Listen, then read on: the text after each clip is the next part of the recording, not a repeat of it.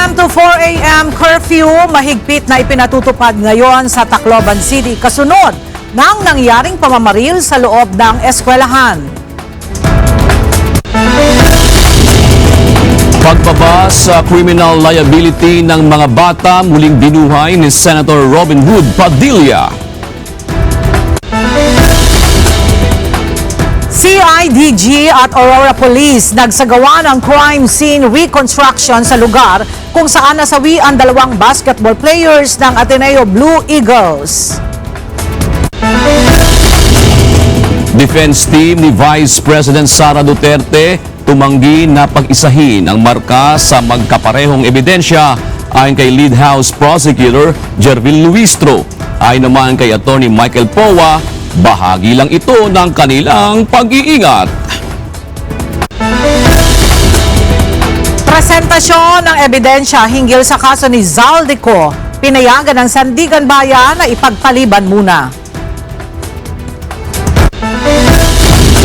At Wish 1075 on campus, naghatid ng live OPM performances sa Arellano University.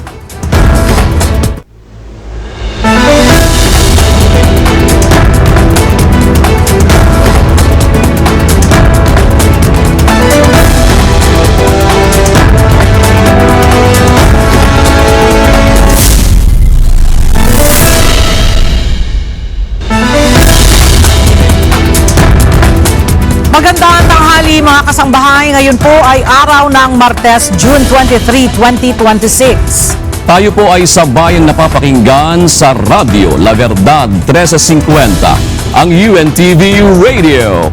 At una sa mga balita ngayon tanghali. Nagpatupad ng mahigpit na curfew sa Tacloban City para sa mga menor de edad kasunod ng insidente ng pamamaril sa San Jose National High School kahapon. Samantala, nagsagawa na ng psychosocial intervention at nagbigay na rin ng financial assistance ang DSWD sa mga biktima ng pamamaril. Ang detalye sa ulat ni JP Nunez. Mahigpit ang naging seguridad sa loob at labas ng San Jose National High School kasunod ng pamamaril ng dalawang estudyante kahapon. Magdamag na nagbantay ang mga pulis sa paligid ng paaralan maging sa iba pang lugar upang matiyak ang seguridad ng mga kabataan. Nagpatupad ng mahigpit na curfew hours sa mga menor de edad ang Tacloban City Government mula alas 10 ng gabi hanggang alas 4 ng umaga. Dinagdagan din ang presensya ng mga pulis sa lugar at nagsasagawa ng pagpapatrolya sa mga pampublikong lugar kabilang na ang Sangyawan Grounds. Ipinagbabawal na ang pagpasok ng mga menor de edad sa lugar maliban na kung mayroon silang kasamang magulang o guardians. Suspendido ngayong araw ang klase sa lahat ng mga paaralan sa Tacloban City. Ayon sa Department of Education, batid nila ang epekto ng pangyayari na nagdulot ng takot at pangamba para sa mga estudyante, mga magulang at maging sa mga school personnel. Ngayong umaga, tanging mga opisyal lang ng Department of Education, school personnel at mga investigador ang maaaring pumasok sa loob ng school premises. Samantala, ang Department of Social Welfare and Development o DSWD Field Office 8 nagtungo sa mga ospital kung saan dinala ang mga biktima para magbigay ng psychosocial support maging sa kanilang mga kaanak. Layunin ng agarang interbensyong ito na mabigyan ng emosyonal na suporta ang mga biktima at mga naulilang pamilya. Matulungan silang makayanan ang kanilang pinagdaraanan at mabawasan ang pangmatagalang epekto ng trauma.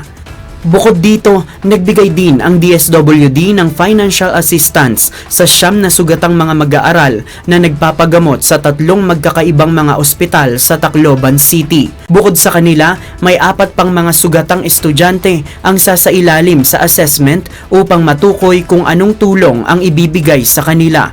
Nangako naman ng burial assistance ang DSWD sa mga pamilya ng mga nasawing estudyante bilang suporta sa kanila mula sa pamahalaan.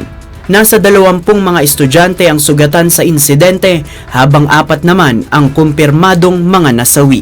JP Nunez, UNTV, News and Rescue. Diyos ang aming sandigan, serbisyo publiko ang aming pinahahalagahan. Nagpaabot na ng kani-kaniyang pagkabahala at pakikiramay ang mga senador sa nangyaring shooting incident sa Tacloban City kahapon. Bunsod nito, nananawagan ng ilan sa mga mambabatas sa maigting na pagpapatupad ng juvenile justice law. Narito ang ulat ni Jed Neresina.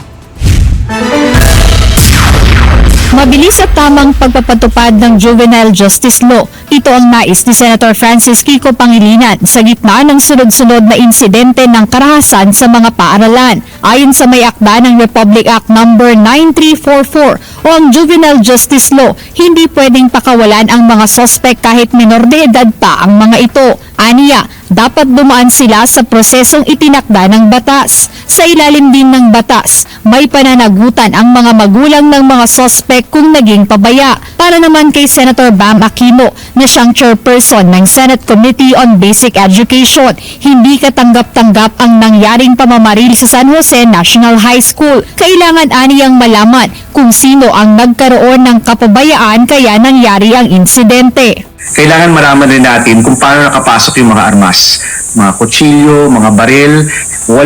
Hindi dapat yan nakakapasok sa mga eskwelahan natin. Doon sa aming komite, tinatalakay namin yung School Safety Act pagdating sa bullying, pagdating sa mga activities na mapanganib. Isasama na rin namin yung pagtalakay nitong nangyaring shooting at kung paano ito matitigil at kung paano natin magiging ligtas yung ating mga eskwelahan. Sinabi naman ni Senator Risa Ontiveros na chairperson ng Senate Committee on Women, Children, Family Relations and Gender Equality na ang mga eskwelahan ay dapat maging safe place ng mga mag-aaral at hindi maging pugad ng takot at karahasan. Bilang chairman ng Senate Committee on Youth, nanawagan din si Senator Christopher Bongo ng full investigation sa nangyari. Umapela rin ito na iwasan ang pagpapakalat ng mga hindi kumpirmadong impormasyon upang hindi na makadagdag pa sa takot ng publiko. Binuhay naman ni Senator Robin Hood Padilla ang kanyang panawagan na bigyang pansin ang kanyang panukalang amyendahan ang juvenile law dahil na rin sa paglaganap ng krimeng kinasasangkutan ng mga menor de edad. Kaya sana ang aking hingi na pabor sa aking mga kasama ditong senador, sana bigyan naman yun ng panahon at pagkakataon yung aking panukala. Ni-amend na natin yung juvenile na yan. Kasi talagang ang dami na nasa mukha na natin At alam niyo hindi lang dito sa Pilipinas na merong ganyan na yung edad ibinababa. 10, dapat doon. Jed Neresina, UNTV News and Rescue. Diyos ang aming sandigan, serbisyo publiko ang aming pinahahalagahan. Mariing kinondena ng Department of Education ang nangyayaring pamamaril sa loob ng eskwelahan sa Tacloban City kung saan 3 ang kumpirmadong nasawi at mahigit sa 30 ang nasugatan. Sa pahayag ni DepEd Secretary Sani Angara, itinuturing ng ahensya na high alert ang sitwasyon at nakikipag-ugnayan na rin sila sa mga ahensya ng pamahalaan at pamunuan ng paaralan para masiguro ang kaligtasan at seguridad sa eskwelahan. Samantala, bumisita na rin kahapon sa Tacloban ang mga kinatawan ng Department of Education Central Office upang kumustahin ang mga estudyante na apektado sa insidente. Sasagutin naman ng kagawaran ang burial expenses ng mga nasawi. Sir, anong tulong na ibibigay natin sa pamilya? Sasagutin ba ang burial? We have learned na sasagutin yan ng Department of Education. Merong pupunta dito na undersecretary to take care of it. Pagkatapos ang local government, earlier this morning, nandito yung taga-LGU. No? At saka ibang mga agencies. And meron ding yung Office of the Vice Mayor, meron siyang team na nandito. Inaalam kung ano ang sitwasyon ng mga nasa ospital so that they can also provide assistance. Hustisya. Ito ang panawagan ng magulang ng isa sa mga batang nasawi sa nangyaring shooting incident sa loob ng isang paaralan sa Tacloban City. Nais din itong mapanagot ang mismong may-ari ng baril na ginamit sa krimen. Narito ang report ni Lisel Nael. Isa si Jeneline Badoria sa mga magulang ng 4 na estudyanteng nasawi sa naganap na pamamaril sa San Jose National High School sa Tacloban City kahapon. 15 anyos lamang ang kanyang anak na babae at isang grade 10 student.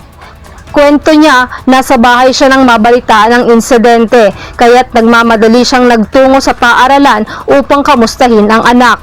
Sa kanyang pagdating sa eskwelahan, hindi siya makapaniwala na isa ang kanyang anak sa mga nasawi dahil sa pamamaril ng kapwa nito estudyante. Mag-relax lang ako kay kasari ko diri akong anak may patay ko nung ada. Tapos may nagyakan ni ginascribe it ko purong buhok tas kaya ano nga nagkuan na ako.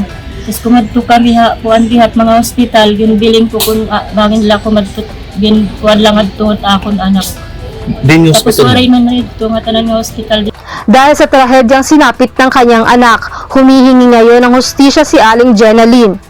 Para sa kanya, hindi lamang ang mga estudyanteng namaril ang dapat na managot, kundi pati ang mga may-ari ng baril na ginamit sa insidente. Gusto ko lutat to makasuhan ang tagiyahad to nga mga pusel kay diri adto may ngadto bata kun waray kudad to nga kun hinot nagkuan hadto nga mga pusel hinot tagiyahad to nga mga pusel. Samantala, isa si Raver sa mga estudyanteng nakasaksi sa insidente. Ayon sa kanya, laking gulat niya nang biglang bumunot ng baril ang dalawang estudyante at dito na sila nagsimulang mamaril. Nasyanad to mawasanay kami kay anak ko sa classmate tuman pumayat bangat ng kantin. Sa tulat na lalaki nakatulat yan yung kantin. Tapos gintigin taman na mo niya tapos nagsisinugod niya. Tapos pagtsad, laging buwantan po sila, laging puwang ka, tapos kami natin daglagan. Tapos pagkita namin, pagpabuto na niya ang pusil, kuman na kami ito yun, lumulat na kami, kagawas ka mo kay, ano po sa ngasang kayo, kagawas ka mo kay may dakilar, tapos magawas ka mo kay may namumusil. Sumatulot kami ang guard, kuman kami guard, may nga ito namumusil, tapos among lahat kinabra ng gate. Pag abra naman ng gate, among binukuan, para pagdadlagan ng tabataan, dyan na mag-inabri. Nagawa sa mga dito. Ayon pa kay Raver, sila mismo ang mga unang tinutukan ng baril ng isang estudyante, subalit agad silang nakatakbo bago pa ito magpaputok. Ano yung pagtutukam, iyagin bungutan niya pusil, tapos iyagin ko na anong distansya, so dili tapos dila. Wari pala diya. Wari pa ka, paanan niya. Napinangalan na kadalagang dahil kami kayo makanako sa ngasang kayo daloy. Tara na ko number kay bayan pa kung bumungot yung pusil. Kama to, bumungot ko mo na yung pusil. Tapos pagdadlagan namon, tapos pagtago namon, kumunat na amo natin nagpaboto. Sa kasalukuyan, nasa ilalim pa ng investigasyon ng mga otoridad ang insidente, kaya nananawagan ng pulisya at Department of Education sa publiko na iwasan ang pagpapakalat ng mga hindi beripikadong impormasyon. Binigyang diin din ng DepEd na nananatiling pangunahing prioridad ang kaligtasan, seguridad at kapakanan ng mga mag-aaral at mga kawani ng paaralan. Lizel Nael, UNTV News and Rescue. Diyos ang aming sandigan, serbisyo publiko ang aming pinahahalagahan.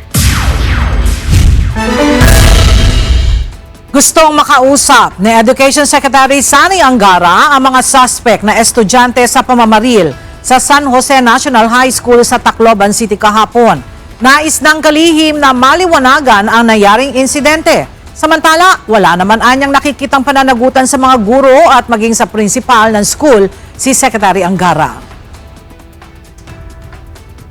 Second floor, nakausap niyo po yung suspect? Hindi ko. Secretary Angara. I'd like to talk to them, pero just to with a view to understand yung mindset nila. Hinimok ng Council for the Welfare of Children o CWC ang publiko na maging maingat at responsable sa pagpo-post online. Ito ay sa gitna ng pagdami ng mga viral content kung saan ang pangunahing makikita ay mga bata. May ulat si Mia Alonzo.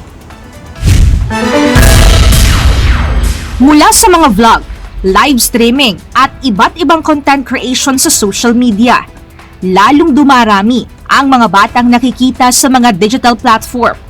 Kilala ang ilan sa mga bata sa mga content na mga cute na reaksyon, kulitan moments at hataw na sayaw na madalas kinagigiliwan ng mga netizen. Siyempre po, parang ang saya kasi, di ba, ano sila sa mga magulang nila. Tapos, ang dami ko din pong maliliit, kaya parang, ano lang ako. Sa akin po kasi, para sa akin, pag mga ganyan na po kalaki, siguro pwede na. Marami din. Ako napapanood ng mga good vibes sa mga sanggol lang. Lalo na ngayon, kakababy ako. Habang ang ilan naman ay nagiging trending sa pranks at mga nauusong challenge. Gayunman, kasabay ng patuloy na paglawak ng presensya nila online, dumarami rin ang mga panganib na maaari nilang kaharapin. Kaya may ilang magulang na naniniwalang dapat mas maging maingat o limitado ang dapat na exposure ng mga bata sa social media upang masiguro ang kanilang kapakanan at kaligtasan. Para sa akin, hindi. Kasi nagsilaki naman po yung mga bata na hindi naman talaga sila na-expose sa ganun sa mga social media. At saka, magiging cause na rin siya ng kapahamakan nila. Depende. Depende sa content. Yun. Kung maganda naman, why not? Diba? May mga content kasi na it's not allowed to kids, to social media. For security na rin ng baby. Dahil dito, muling nagpaalala ang Council for the Welfare of Children o CWC na dapat unahing protektahan ang dignidad, kaligtasan at kapakanan ng mga bata sa anumang uri ng media exposure at content creation. Sa inilabas na pahayag ng CWC, binigyan diin ito na bagamat may karapatan ang mga bata na makilahok at magpahayag ng kanilang sarili, may obligasyon ang mga nakatatanda na siguruhing ligtas, angkop at mapoprotektahan ang karapatan at kapakanan ng mga kabataan. Lalo pa ngayon na patuloy ang pagdami ng mga insidente ng online at offline bullying sa mga bata. Binigyang diin ng CWC na hindi dapat makaranas ang mga kabataan ng anumang uri ng harassment, cyberbullying at hate speech dahil maaari itong magkaroon ng negatibong epekto sa kanilang development, mental health at sense of security. As of today, wala pa akong alam na regulation ng DOLE na sinasaklawan naman yung vlogging at saka yung pag-create ng content sa social media or sa internet. Yan po ay siguro isa sa mga gray areas pa ngayon na currently pinag-aaralan po ito ng DOLE and siguro we will work with DOLE para magkaroon ng regulation dito. Maaari itong may mga na-exploit din na bata dito. No? Paalala ng CWC, mas importante pa rin ang pagsasaalang-alang ng karapatan at kapakanan ng mga kabataan kaysa sa pagkakaroon ng mataas na views, engagement o atensyon sa social media.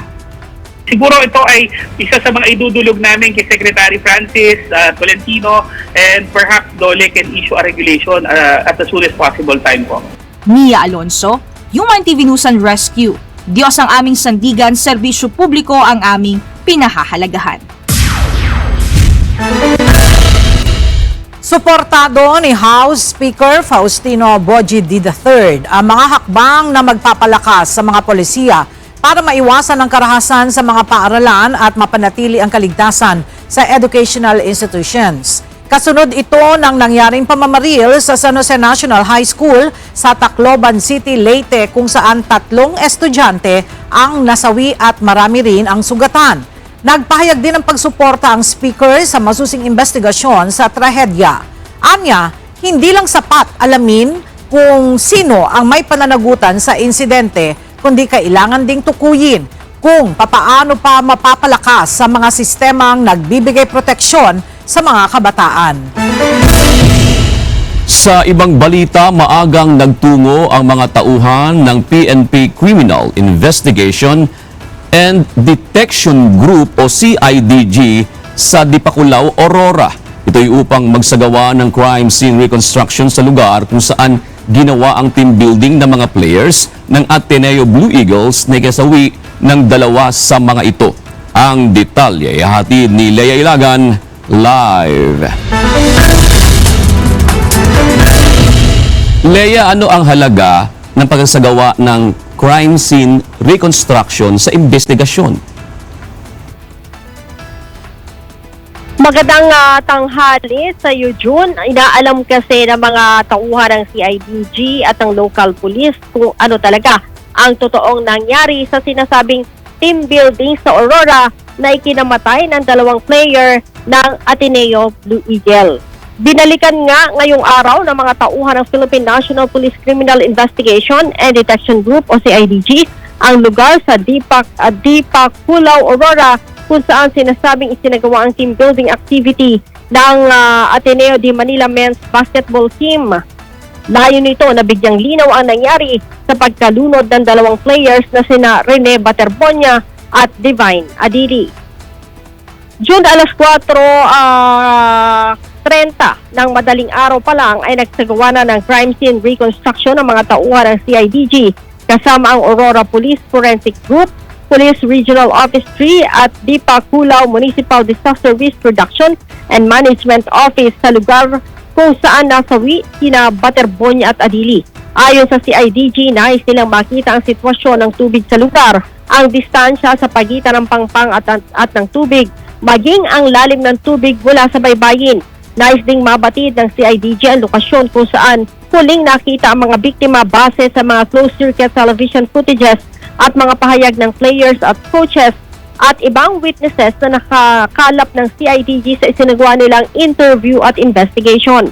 Gumagamit din ang mga pulis ng sonar at 3D scanner para sa accurate na investigasyon. Samantala, June na-repatriate na pabalik sa Nigeria ang labi ni Adili. Kompleto ang mga kaibigan ng teammates ng Nigerian Cager sa huling araw nito sa Arlington Memorial Chapel kahapon. Kasama rin ang mga naghatid sa Ninoy Aquino International Airport ang dalawa pang Nigerian athletes. Samantala, mahigpit naman ang seguridad ngayon sa huling lamay o sa huling araw ng lamay para kay Baterbonia. June? Maraming salamat, Leia Ilagan. Hindi sapat ang 3 buwan na pagliliti sa impeachment case ni Vice President Sara Duterte ayon sa prosecution at defense team. Kinokonsidera ng dalawang panig ang dami ng mga ebidensya at witness na ipipresenta sa paglilitis. May report si Rosalie Coz. Sa dami ng mga ebidensya at testigong nais ipresenta ng House Prosecution at Defense Teams para sa impeachment trial kay Vice President Sara Duterte, hindi sapat ang 3 buwang paglilitis. Ayon sa House Prosecution Panel, humihiling sila ng 62 trial dates sa Senate Impeachment Court. 30 trial dates naman ang para sa defense team ni VP Duterte.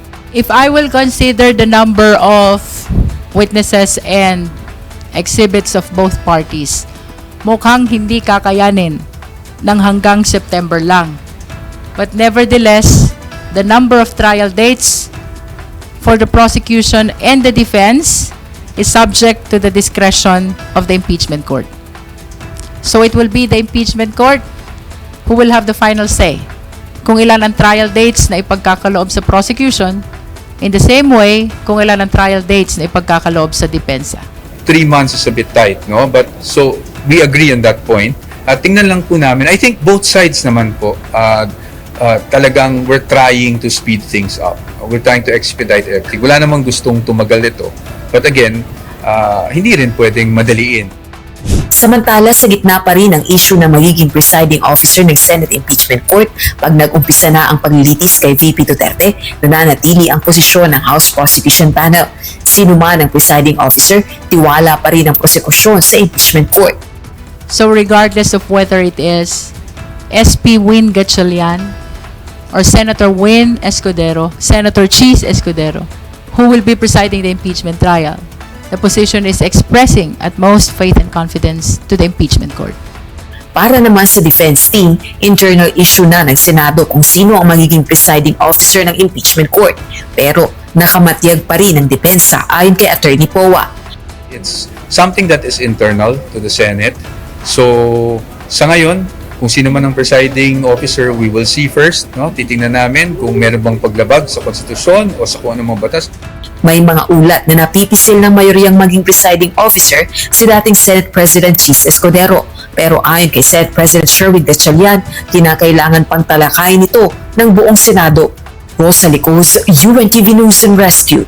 Diyos ang aming sandigan, serbisyo publiko ang aming pinahahalagahan. Nagpapatuloy ngayon ang ikatlong araw ng pre-trial conference o o pagmamarka sa mga ebidensyang may kaugnayan sa impeachment case ni Vice President Sara Duterte. Parehong umaasa ang House panel at defense team na matapos na ang nasabing proseso sa lalong madaling panahon. Mula sa Senado, may detalye si Jed Neresina live. Jed, ano ba ang nagiging dahilan kung bakit hindi pa rin natatapos ang pre-trial conference?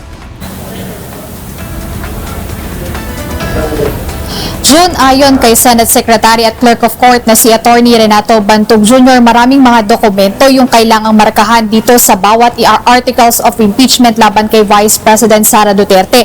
Inahalimbawa ni Attorney Bantog Jr. yung Article 1 kung saan nasa higit 4,000 mga dokumento yung kailangang markahan para rito, at ito aniya yung dahilan kung bakit natatagalan at hindi nila natatapos yung pre-trial conference sa loob ng 2 araw.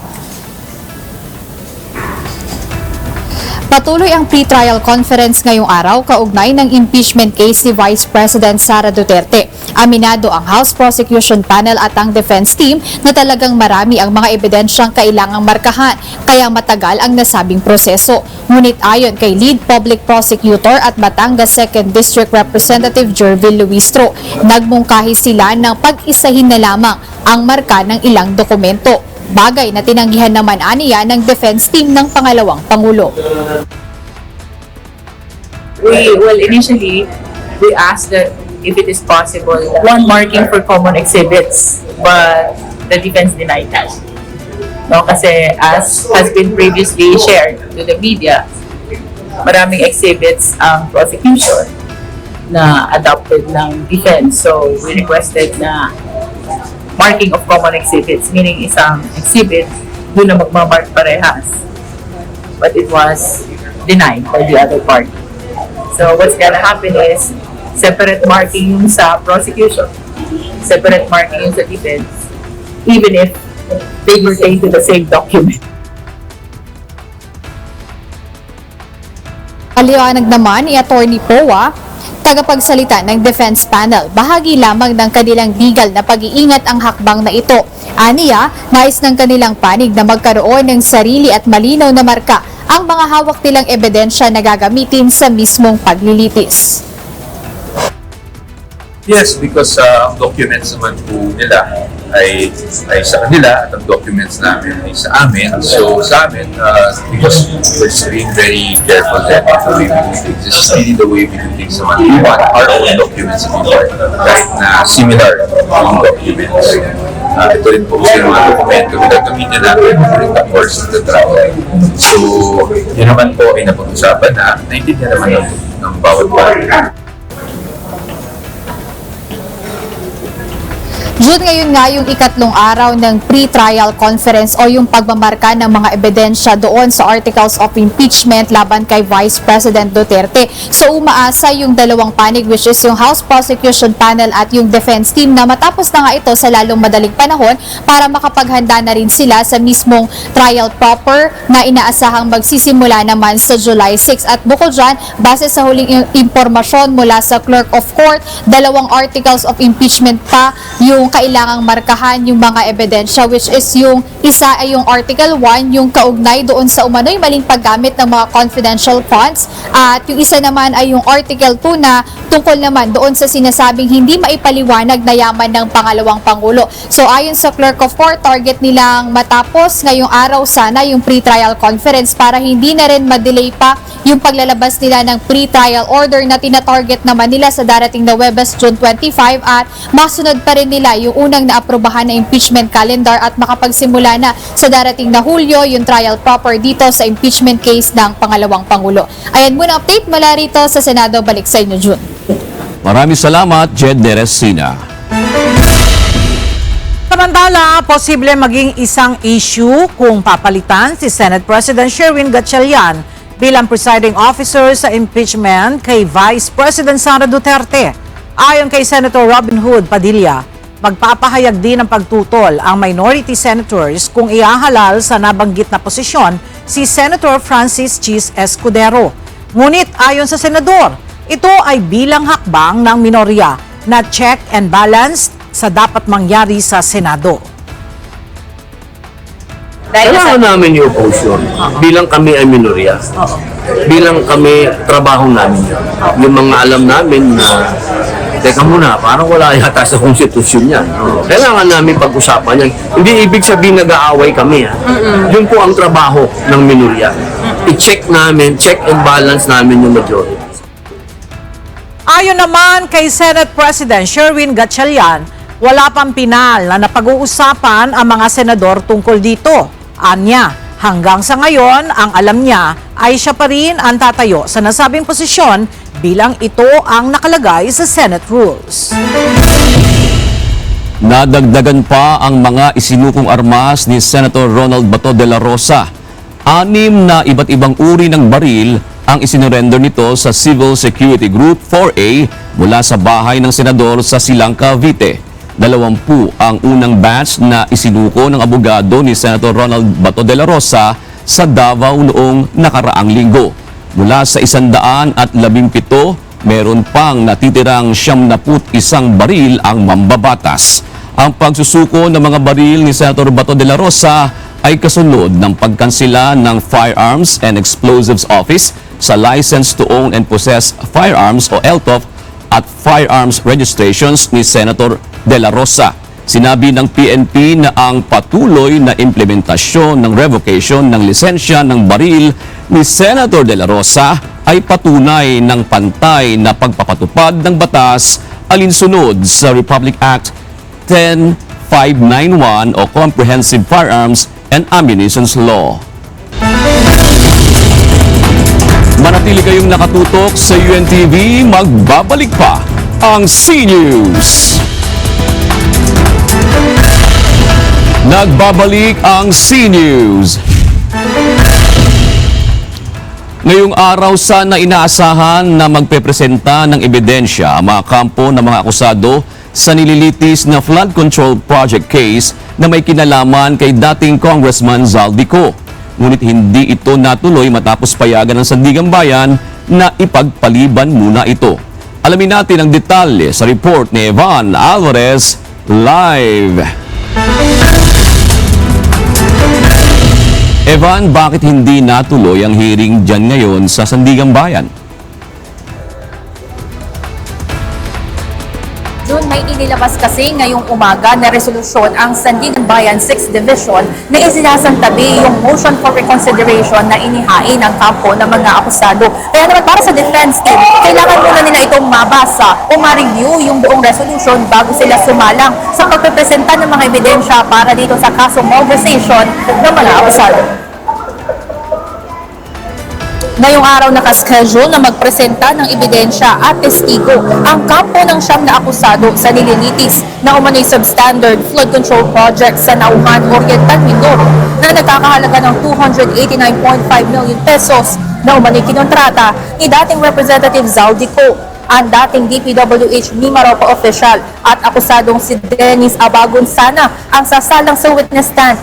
Ngunit hiniling ng defense team na ipagpaliban muna ang hearing matapos makatanggap ng resolusyon na hindi napagbigyan ang inihain nilang motion for reconsideration para sa kanilang motion for leave to file demurrer to evidence o ang motion para ibasura ang kaso malversation dahil umano sa mahinang ebidensya ng prosekusyon.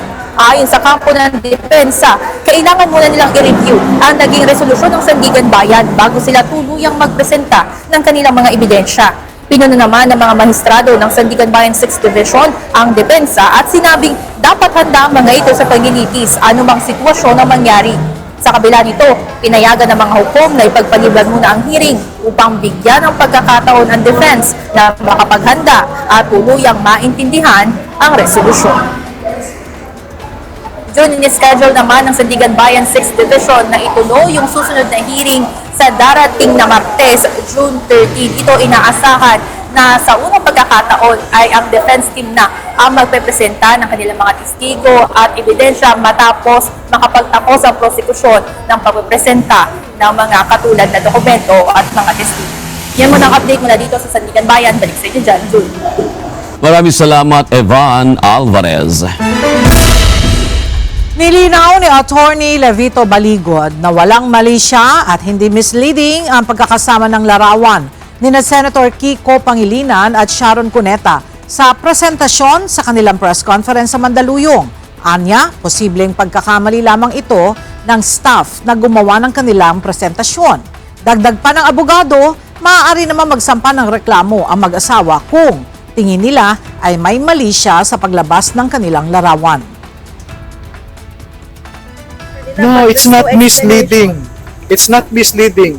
And as I said, perhaps you can ask Senator Kiko or Mrs. Sharon to just file any case that they want, no? Kung may malis doon, mag-file sila na lang ng kaso. Sasagutin namin, no? And perhaps we may also support our position with our own documents if necessary. Naniniwala ang isang psychologist na nararapat ng pag-aralan ng mabuti ng kinaukulang ahensya ng pamahalaan ang paglalagay ng mahigpit na regulasyon sa mga violent games o mga laro sa computer, cellphones at gadgets na mayroong karahasan. Mula sa Pasay City, ang detalye hatid ni Benedict Samson live. Benedict, paano ba yan maisa sa katuparan kung sakali? Magandang tanghali, June. Ayon nga kay Dr. Camila Garcia, isang psychologist, ay kinakailangan na ng kinaukulang ahensya ng pamahalaan ng masusing pag-aaral para nga dito sa posibleng pagbaba ng violente na mobile games. Matitindi na ang violence o karahasan sa ilang lumalaganap na games sa panahon ngayon, kung kaya't nararapat ng magpatupad ng regulasyon ang pamahalaan laban dito. Mula noong June 16 hanggang kahapon, may 3 insidente na ng karahasan ang nangyari sa paaralan na posibleng maiugnay sa bullying o di kaya ay pagkalulong sa mobile games. Siguro I think it's about time, considering na within a span of 2 weeks lang, parang sunod-sunod itong mga pangyayaring ito. So ay siguro maigi na talagang i-review nila para sa ganun matulungan din kung paano ma-handle not only ng mga, sabihin na natin, ng mga tao sa edukasyon, kung hindi talaga yung mismo sa eskwelahan at yung mga teachers ay mabigyan din ng pagkakataon para mabigyan ng ano ba ang karampatan na gagawin kung nakakita sila ng bullying. Para kay Dr. Garcia, malaki ang nagiging impluwensya ng mga adult gamer para matutong gumawa ng karahasan ang isang bata. Yung pagkakaroon din ng communication with other people through these games, talagang makakadinig ka ng pagmumura, makakadinig ka ng yung mga sasalita na nakakagulat para sabihin na isang bata. And then dun sa pag-involve nila sa mga games na to, merong mga tao rin na na-involve na mga matatanda which groom yung mga bata to do something from sexual to physical aggression, yung mga ganyan. June, paalala naman ni Dr. Camille na malaki ang may tutulong ng pagkakaroon ng komunikasyon sa pamilya at nagpaalala rin ang psychologist na sa mga magulang na iwasan yung ginagawa na bibigyan nila ng mobile gadget o ng gadget ang isang bata para lang tumigil ito sa pag-iyak. At yan muna ang ating update mula rito sa Pasay City. Balik sa iyo dyan, June. Maraming salamat, Benedict Samson. Paglalaan ang pamahalaang panlalawigan ng Cavite ng mga metal detectors sa mga pampubliko at pribadong mga paaralan. Ayon ito kay Police Lieutenant Sarah Jane Drio, ang hepe ng Cavite Police Provincial Office Public Information Office. Kaugnay ito ng mga stabbing incident na naitala sa loob ng paaralan sa Cavite noon lamang nakaraang linggo. Layunin po nito na higit pang mapalakas ang seguridad at matiyak ang kaligtasan ng ating mga mag-aaral, guro at iba pang mga kawani ng paaralan. Lagpas na sa 800 milyong transaksyon ang naitala sa egov.ph application ng pamahalaan. Base sa datos ng Department of Information and Communications Technology o DICT, 700% ang itinaas nito mula sa naitalang gumamit ng one-stop app para sa local at national government services noong nakaraang taon. Tiniyak naman ng ahensya na mayroon na silang ngayong backup system upang matiyak ang maayos na operasyon ng app. Mahigpit din silang nakikipag-ugnayan sa Department of Budget and Management para makakuha ng karagdagang pondo para rito at sa iba pang platform na pinatatakbo ng DICT. Abril itong taon na magkaroon ng problema ang eGov.ph dahil sa hindi umano kinaya ng system nito ang dami ng demand o gumamit ng app.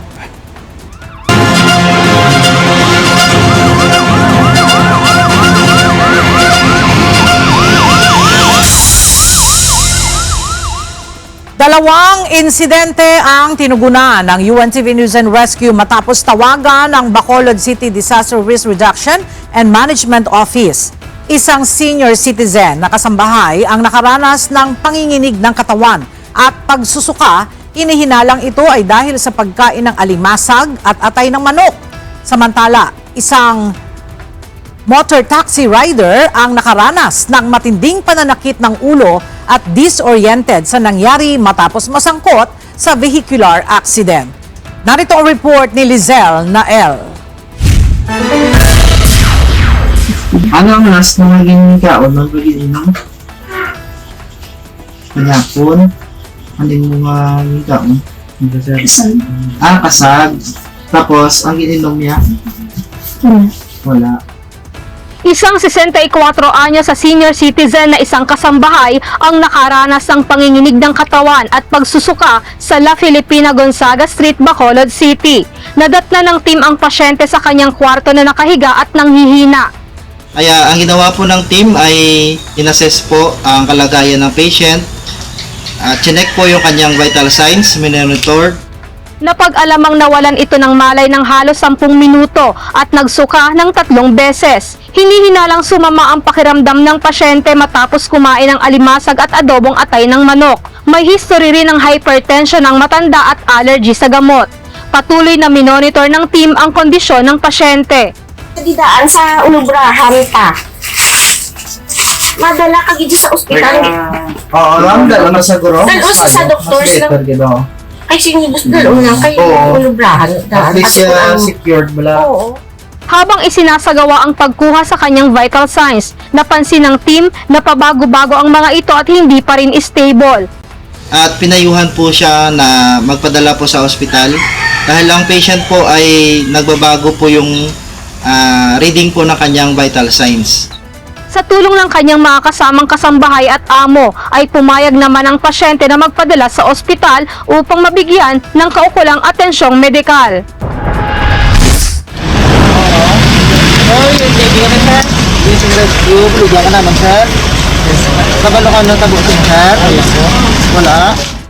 Hindi maalala ng isang 22 anyo sa motorcycle taxi driver ang nangyaring aksidente sa kanya habang papatawid sa crossing ng Rizal Street Corner Lopez Haina sa Bacolod City. Agad rumesponde ang UNTV News and Rescue at tinulungan ng biktima matapos makatanggap ng tawag mula sa DRRMO Bacolod ukol sa isang vehicular accident sa nasabing lugar. At nakita po natin yung patient na naka-supine position po sa gitna na po ng kalsada. Agad naman po tayong nagbigay ng paunang lunas at chinek po natin ang kalagayan ng patient. Agad namang inassess ng team ang pasyente, kinuhaan ng vital signs at inalam ang mga natamong sugat o injury nito.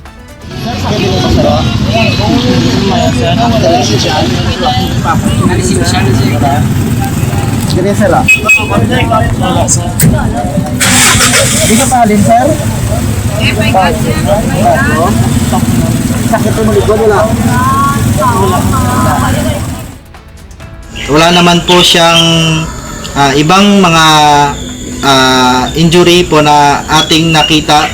Ang kanya na pong chief complaint ay matinding pagsakit po ng kanyang ulo dito po sa bandang likuran. At atin naman pong inassess, nilagyan po natin ng cold compress.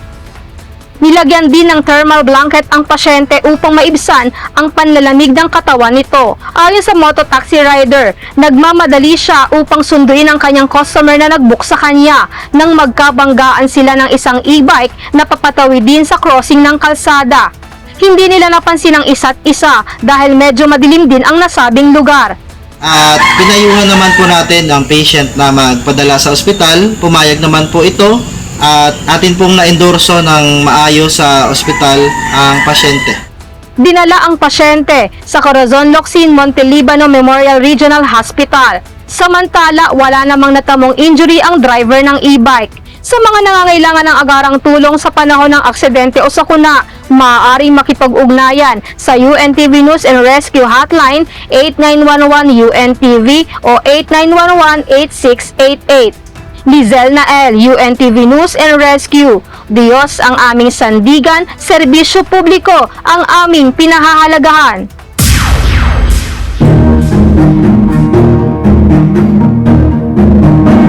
Sisimulan na ngayong araw ng Department of Social Welfare and Development ang Emergency Cash Transfer Program para sa mga biktima ng magnitude 7.8 na lindol sa Mindanao. Ipamamahagi ang nasabing cash aid sa mga pamilyang naapektuhan sa Davao Occidental, Sarangani at General Santos City. Ang ECT program ay bahagi ng early recovery phase upang matulungan ang mga biktima ng lindol sa muling pagtatayo ng kanilang mga nasirang bahay at pagbili ng iba pang pangangailangan bukod pa sa mga relief items na unang ipinamahagi ng DSWD. Mas pinaigting ng Philippine National Police ang police visibility sa mga paaralan sa Central Luzon matapos ang nangyaring insidente ng pamamaril sa Tacloban City. Panawagan pa ng pulisya na mag-produce na rin ang bawat paaralan ng metal detectors. Mula sa Malolos, Bulacan, makibalita tayo kay Nestor Torres live. Nestor, dyan ba sa lugar mo sa Malolos, Bulacan, paano ba ang ginagawang police visibility sa mga paaralan? At mayroon bang mga metal detector sa pasukan ng mga paaralan dyan? Magandang tanghali, Ella. Ayon sa Bulacan PNP, nitong opening of classes, ginawa na nila noon yung police visibility. Pero dahil nga sa nangyaring insidente kahapon sa pamamaril sa paaralan sa Tacloban, ay mas kailangan pa nilang paigtingin ang seguridad sa mga paaralan at kung maaari ay makapag-produce ng metal detector, pangunay na nga sa malalaking paaralan sa Central Luzon. Matapos ang nangyaring pamamaril ng dalawang estudyante sa San Jose National High School sa Tacloban City na kinasawi ng 3 estudyante at ilan pang sugatan. Kanina, mas pinaigting ng Philippine National Police sa gitnang Luzon ang pagbabantay sa seguridad sa mga paaralan sa 7 probinsya. Tulad na lang sa Marcelo H. del Pilar National High School sa Malolos na may 7,000 estudyante. Kanina, hinigpitan na rin ng ang seguridad sa paaralan ang pag-checkpoint ang pag-check ng mga gamit habang nakabantay dito ang mga tauhan ng PNP. Ayon kay Police Lieutenant Colonel Romel Henebloso, Chief of Police ng Malolos City, napansin niya na walang metal detector na ginagamit ang paaralan.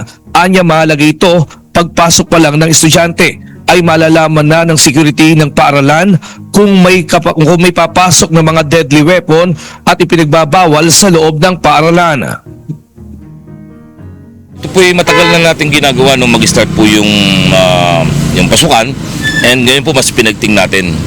Mas pinagting po natin yung presensya ng kapulisan. Kailangan po natin na magdagdag ng ibang mga security guard pa, especially yung mga lady guard natin, no?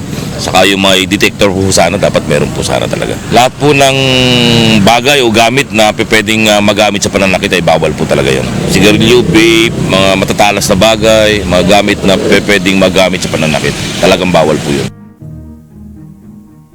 Kanina, isang estudyante naman ang nakumpiskahan ng vape sa loob ng kanyang bag. Ayon naman sa guro na si Edgardo Chavez, para sa kanya mahalaga na mayroong metal detector ang mga paaralan nang hindi ito makalusot ang mga delikadong bagay sa silid-aralan upang wag may sapanganib ang kaligtasan ng mga estudyante at mga guro. Oo, dapat aware. Ito yung may metal detector. Kasi halimbawa sa Marcelo, napakarami ng estudyante. 7,000. Kaya dapat mabilis ang pag-secure ng mga gamit ng mga bata kung may kahina-hinaalang mga nasa loob.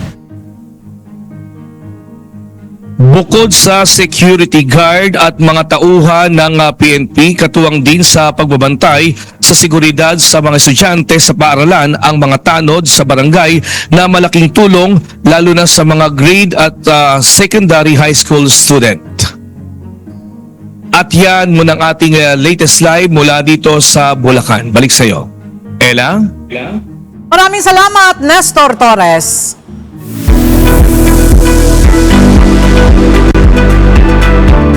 Humina muli sa typhoon category ang bagyong Francisco matapos umabot sa super typhoon category kagabi.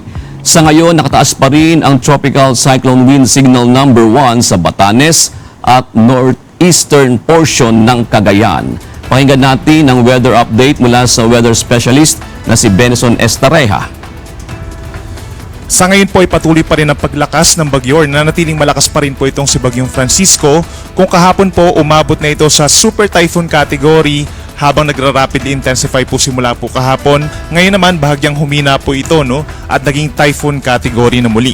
Huli itong namataan kaninang alas 10 ng umaga at 375 kilometers na lamang sa silangan ng Calayan, Cagayan sa Babuyan Group of Islands.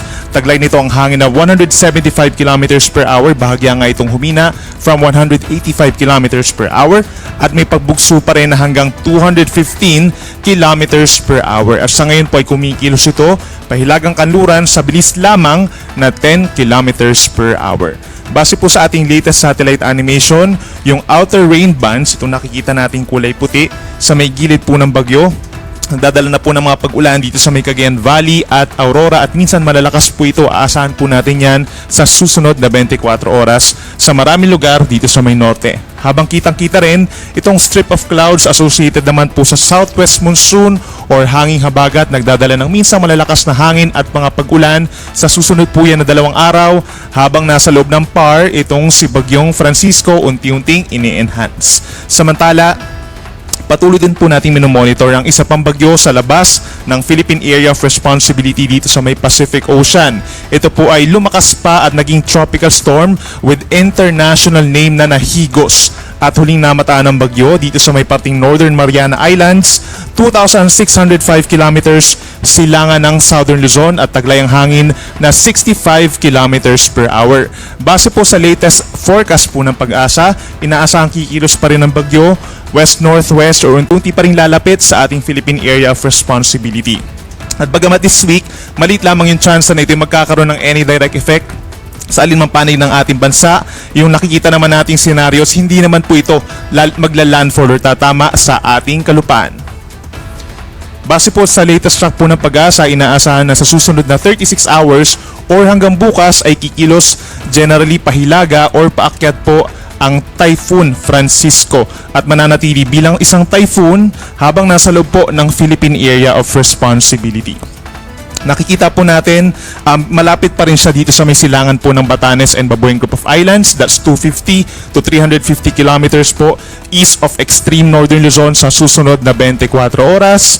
Inulit natin, unti-unti pa rin hihina sa mga susunod na araw habang binabagtas po itong hilagang bahagi ng Philippine Sea at simula po sa araw ng Thursday ay kikilos na ito pahilagang silangan or magre-recurve na po ito at lalayo sa ating kalupaan hanggang makalabas ng ating PAR pagsapit po sa Thursday ng gabi or sa madaling araw po ng Friday patungo po dito sa may Ryukyu Islands sa may Okinawa, Japan. Kitang-kita rin dito sa ating latest track yung tinatawag natin na malalakas po na hangin o yung radius ng malakas na hangin ng bagyo. Nasa around 360 kilometers po mula po dun sa sentro. So kitang-kita na nahagip pa rin yung ilang areas dito sa may Batanes at Cagayan sa susunod po yan na 24 oras. Kaya naman sa ngayon po nakataas ang tropical cyclone wind signal number 1 dito sa lalawigan ng Batanes at sa northeastern portion ng Cagayan, kabilang na po ang eastern portion of Babuyan Islands. Makakaranas pa rin po ng mga pabugso-bugsong hangin ngayon at bukas ang mga nabanggit na lugar at pag meron tayong wind signal po, automatically suspended ang sea travel for all types of sea vessels.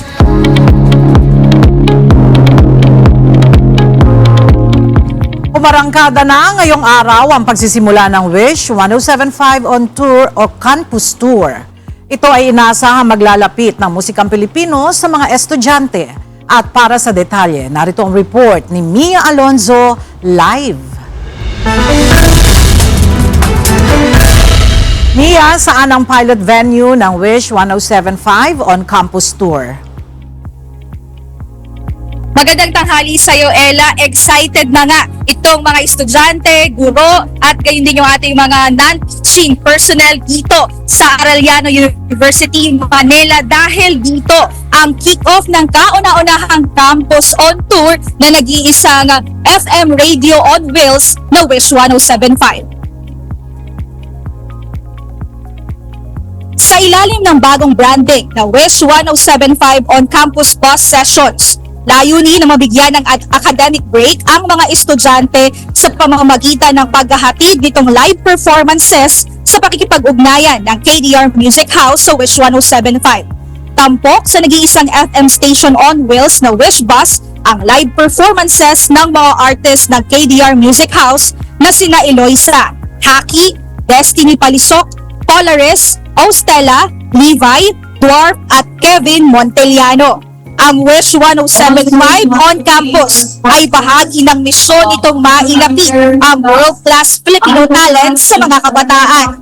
Gayun din ang pagkakaroon ng creative outlet para magkaroon ng panandaliang academic break para sa mga estudyante.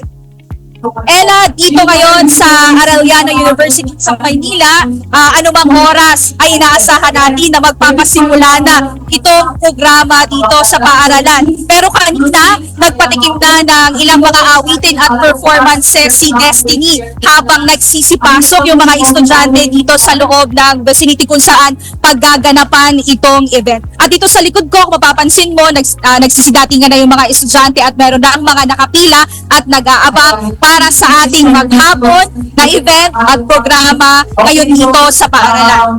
At yan muna ang update mula dito sa Arellano University. Ibalik sa iyo, Ella. Maraming salamat, Mia Alonzo.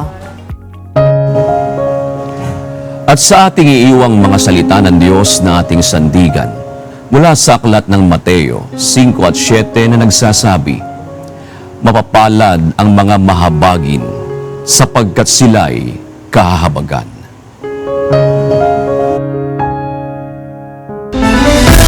At yan ang mga balitang aming tinutukan at inaksyonan dahil sa aming pagbabalita, una ang pagkalinga sa kapwa. UNTV-C News, may balita saan mang panig ng daigdig. At dito sa UNTV, Diyos ang aming sandigan, serbisyo publiko ang aming pinahahalagahan. Magandang tanghali po.